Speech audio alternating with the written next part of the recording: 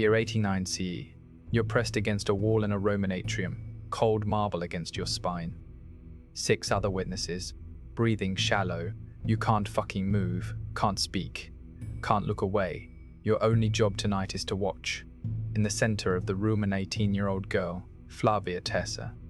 Her wedding veil hangs limp. In front of her, something draped in dark fabric. Behind her, a physician with leather instruments you don't want to imagine. Beside him, an old woman whose grip on the girl's arm says everything. There is no escape.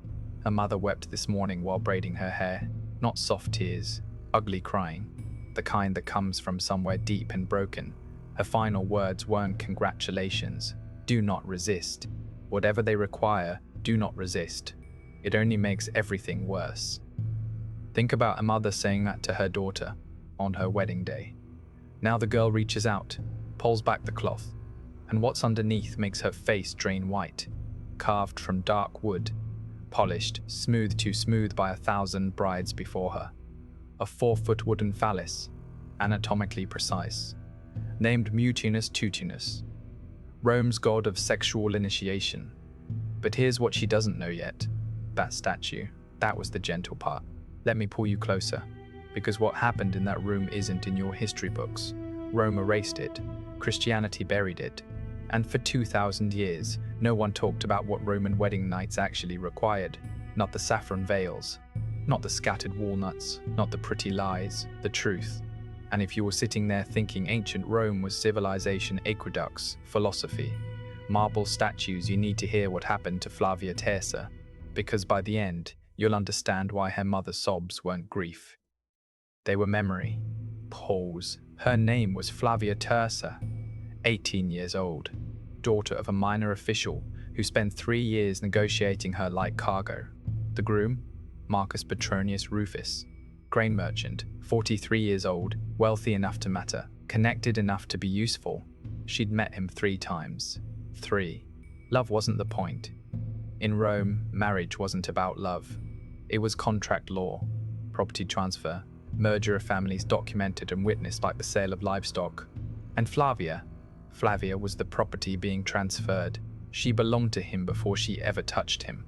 The morning procession had been beautiful in its grotesque way. Flame-colored veil, 6 braids bound with wool ribbons, temple priests sacrificing sheep, reading entrails, favorable omens. The gods approve.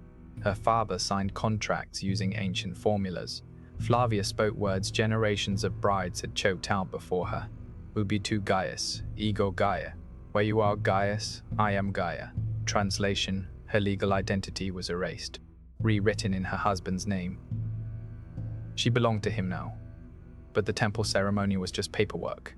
What waited at the end of that torch-lit procession in the house she'd never entered, with witnesses already assembled, that was where the real transformation happened, and the crowds knew it. They lined the streets singing, not hymns, obscene songs, explicit verses describing in graphic detail what would happen to her that night. Young men shouted suggestions that made her face burn beneath the veil.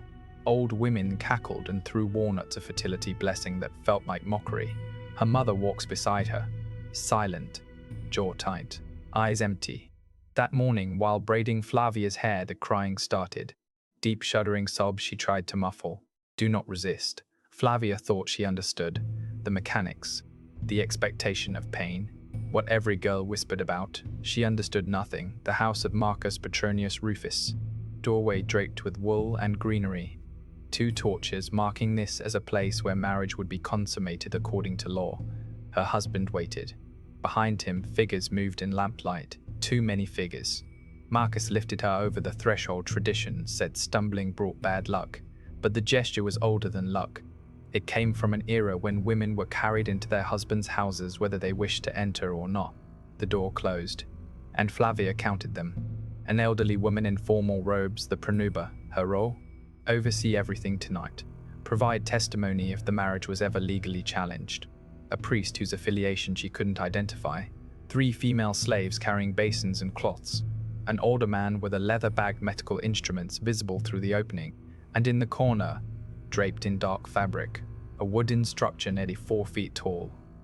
Too many witnesses for what should have been private. The pronuba took Flavia's hands, gripped firm, almost restraining, like she expected Flavia to run. "Welcome to your husband's home. The sacred rites must now be completed. Here's what almost no one tells you about Roman marriage. It wasn't romance.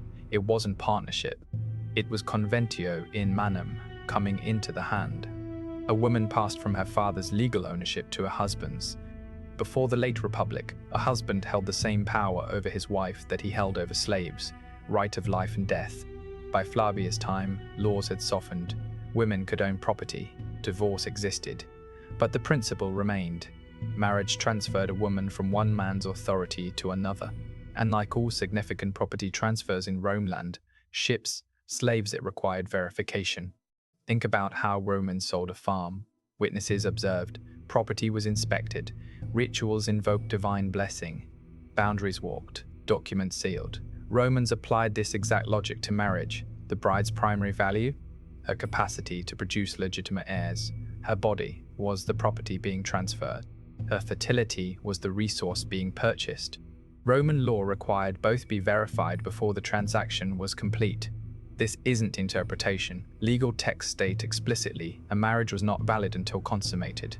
Consummation had to be confirmed by witnesses. The bride's virginity had to be verified. Each requirement spawned rituals. Rituals that made perfect sense within Roman logic. Rituals that horrify us precisely because that logic is so alien to how we understand human beings today. The pronuba guided Flavia toward the draped figure. Her heart pounded so hard she could hear it. "You must greet Mutunus Tutunus. You must ask his blessing before your husband approaches. You must offer yourself as tradition requires." Flavia reached out, trembling hands, pulled back the cloth. Dark wood, polished smooth by generations of use, anatomically precise. A phallus sized deliberately, proportioned carefully, designed for a specific purpose that became horrifyingly clear as the pronuba began explaining what Flavia must do. Mutunus Tutunus, Rome's god of fertility and sexual initiation. We know he existed because multiple ancient sources mention him, always briefly, always with visible discomfort. St. Augustine, writing in the 5th century as Christianity conquered pagan Rome, described the practice with outrage. Roman brides were required to sit upon the wooden phallus of Mutunus Tutunus, a sacred duty before consummation with their husbands. The ritual was performed in the presence of witnesses. Augustine was hostile, writing to condemn paganism, but his description matches fragments from earlier non-Christian texts. Lactantius, another church father, called it so shameful that even naming it pollutes the speaker. Arnobius provided the most detailed account: brides made to straddle the god's emblem, their new husbands looking on. The antiquarian Varro, writing centuries earlier with no Christian agenda, mentioned Mutunus Tutunus as a deity to whom brides were presented, using language that implied physical contact without explicitly describing it. Modern historians who address this ritual minimize it. They suggest the bride merely sat briefly on the statue's lap, a symbolic gesture, but the language of ancient sources doesn't support that interpretation. Augustine's word was in seder, to settle onto, to mount. Arnobius used language implying penetration. Lactantius refused to describe details because they were too shameful, an excessive reaction to someone briefly touching a statue, don't you think? The stated purpose, divine blessing for fertility. The practical purpose, which Romans may or may not have acknowledged, was something else entirely: preparation, breaking down resistance before the real consummation, demonstrating absolute submission before witnesses, conditioning the virgin bride to accept what would follow. Flavia stood before the wooden figure. The pronuba positioned her body, guided her movements, instructed her in what was required. The witnesses watched. Her husband watched. The physician waited to perform his examination afterward. And Flavia understood finally what her mother's tears had meant, what the obscene songs had been preparing her for, what being a Roman wife actually required. She could refuse, theoretically, but refusal meant disgrace for her entire family, nullification of contracts, return to her father's house as damaged goods. No respectable man would marry her. Everything she'd been taught about duty, honor, a woman's place proven false, and she would be proven worthless. Flavia did not refuse. After the ritual, slaves washed her in scented water, religious purification after encountering the god, but also practical preparation for what came next. The physician stepped forward. This examination was not optional. Before any wedding involving significant property, a Roman bride underwent verification by a physician or midwife. Virginity confirmed, physical state documented. The documentation became part of the legal record establishing the bride's value. Property doesn't have feelings. Property is verified. Roman medical texts describe techniques with clinical precision that leaves no ambiguity.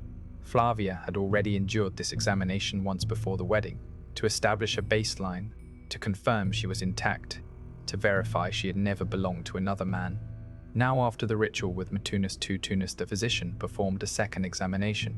This one verified the ritual had been properly completed, that her physical state was consistent with earlier findings, that she was prepared for consummation. All of this occurred in the presence of witnesses whose testimony might be required if any aspect of the marriage was ever legally challenged. What strikes modern readers isn't just the invasiveness, it's the casualness. Romans didn't view these rituals as traumatic, they were simply necessary procedures for an important legal transaction. The bride's feelings about being examined, observed, documented, no more relevant than a farm's feelings about being surveyed before sale. Lamplit bedchamber, door open, pronuba watching from doorway. After examination, Flavia was led to the bedchamber prepared for consummation, room decorated according to tradition, marriage bed positioned for optimal visibility from the doorway that would remain open throughout the night. Oil lamps provided sufficient light for the pronuba to observe from her position near the entrance. Slaves who would be needed afterwards stood ready in the corridor. Marcus entered. He seemed nervous, which surprised Flavia. She'd assumed confidence, command. Instead, he glanced toward the pronuba with something like embarrassment before approaching. The pronuba's voice was formal, ritualistic. The bride is prepared. The gods have blessed this union. Let the marriage be consummated in accordance with the laws of Rome and the customs of our ancestors.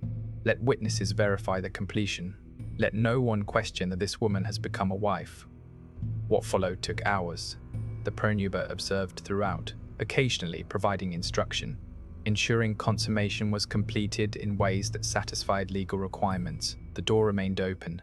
Sounds carried into the corridor where slaves waited. Everything that happened in that bed was semi-public, part of a verification ritual designed to ensure no aspect of the property transfer could be disputed. At dawn, the physician returned for a final examination. This one confirmed consummation had occurred, that the bride was now physically changed in ways that marked her transition from virgin to wife.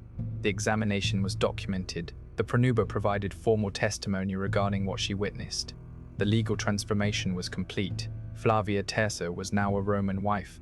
She would live another 40 years, bear 4 children, 2 sons, 2 daughters, manage her husband's household competently, attend festivals, honor the gods, fulfill every duty expected of a Roman matron, and she would never speak about her wedding night, not to friends, not to sisters, not even to her own daughters when their marriages were arranged, because what was there to say? It was tradition, how things had always been done, what being a Roman wife required. Her silence wasn't unusual, it was universal. Roman women didn't write about their wedding nights. Roman men didn't describe what they witnessed. The rituals were so embedded in Roman life that describing them seemed unnecessary, like describing breathing. Everyone knew. No one spoke. This is why reconstructing these practices requires piecing together fragments. Hostile Christian sources condemning paganism, obscure legal references, embarrassed medical descriptions, archaeological evidence that only makes sense when you understand what it was designed for. The silence wasn't conspiracy. It was simply how deeply embedded these practices were. The water Roman women swam in, so omnipresent that describing it seemed pointless. For 1,000 years, this was what marriage meant in Rome. Generations of women experienced their wedding nights within this framework, understood their experiences through this lens, passed knowledge to daughters in whispers that prepared the next generation. The system perpetuated itself because everyone accepted its fundamental premises. Property must be verified. Transfers must be witnessed. Marriage creates legal obligations requiring documentation. Women are the medium through which families continue. The logic was internally consistent, even as it was externally monstrous. The end came not from internal reform, but from external conquest. When Christianity transformed Rome in the 4th and 5th centuries, it brought fundamentally different premises. If women had souls equal to men, they couldn't be treated as property requiring examination. If marriage was sacred mystery, it couldn't include elements the church considered obscene. If modesty and privacy were virtues, the entire apparatus of witnesses and verification was offensive to God himself. The transition took centuries, never entirely complete, but in cities and among educated classes, the old ways were systematically suppressed. And the suppression included destruction of evidence. Statues of Mutunus Tutunus were smashed or buried. Texts describing wedding night practices removed from libraries, allowed to decay, deliberately forgotten. Wall paintings whitewashed. The pronubis role transformed into something purely ceremonial, a matron of honor who offered advice rather than witnessed consummation. Within a few generations, detailed knowledge of what Roman weddings actually involved was lost to everyone except scholars studying fragmentary sources most people would never read. The Christians who transformed Rome weren't simply erasing history. They were building a new civilization on Roman foundations while denying what those foundations actually supported. They succeeded so well that most people today have no idea what Roman marriage really involved. The comfortable myth saffron veils, scattered walnuts place the uncomfortable reality of verification, examination, and ritual submission. Pause. But fragments survive. Fragments always survive. Augustine's outrage, Lactantius' shame, Arnobius's clinical descriptions, Varro's careful euphemisms. Enough pieces remain to reconstruct what happened in those lamplit rooms. Enough evidence survives to understand what Roman brides actually experienced, and enough silence surrounds it all to remind us whose stories were considered worth preserving and whose were not. Flavia died in 191 CE, approximately 60 years old, a wife for over 4 decades. What did she think about her wedding night in all those years that followed? Did she remember it as trauma, as acceptance, as something in between? Did she wish something different for her daughters? Or did she accept that this was simply how things were? We cannot know. She left no writings. No Roman woman of her class did. The silence that surrounds these practices is the silence of women whose experiences weren't considered worth recording, whose feelings about their own bodies weren't relevant to histories and legal texts men produced. We know what was done to them. We don't know what they thought about what was done, but we know enough to understand why this history was erased. It reveals something uncomfortable about the civilization we inherited. Rome is supposed to be poetry, philosophy, the foundation of Western law, the model we built upon, the ancestor we claim with pride. Acknowledging what Rome actually did to its women complicates that inheritance. It suggests civilization and brutality can coexist, that legal sophistication can exist alongside systematic dehumanization, that a society can build aqueducts, write philosophy, create enduring art while treating half its population as property to be verified, documented, transferred. The wedding night rituals of Rome were gone, but the women who experienced them were real. Flavia Tessa was real. Her mother was real. Her daughters were real.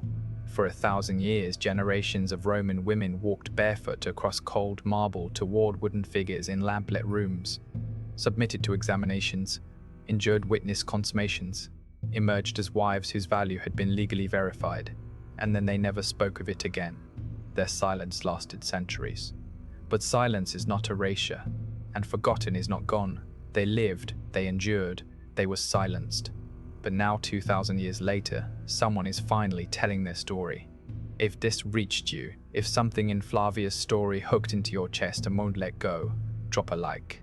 It takes a second. It tells the algorithm that stories like hers matter, that the voices history tried to bury deserve to be heard, and subscribe.